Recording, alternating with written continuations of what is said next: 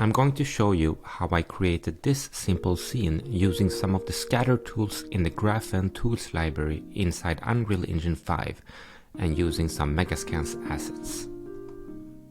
First I import this fireplace from the Megascans library with Quixel Bridge inside Unreal Engine 5. I've previously used the GraphN tool Surface Scatter to scatter the leaves in the scene and the feature Proximity Masking to mask out the leaves around the trees. And now I'm just applying the same proximity masking to the campfire.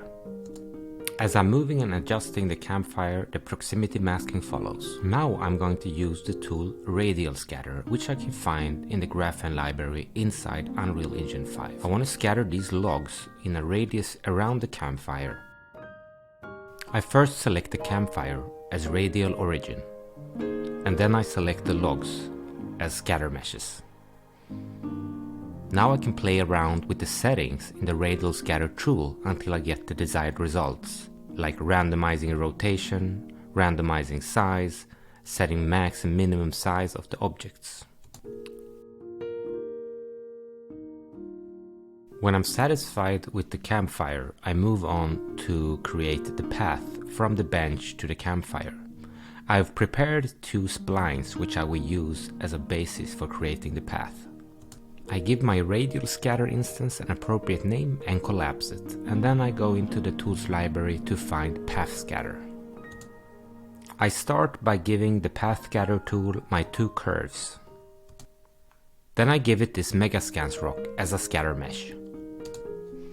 Just as with the radial scatter tool, I can play around with the different settings until I get the desired results. Once I'm happy with the results, I name my instance and I create a new path scatter instance to create a more forest trail feeling look to the path by adding a forest floor from the Megascans library and scattering it along the curve.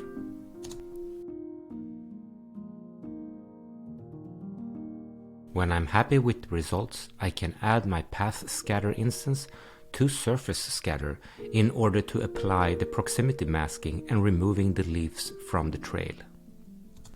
Having used the tools from the GraphN library, I can now change the layout of the trail, and the masking and the scatter will follow.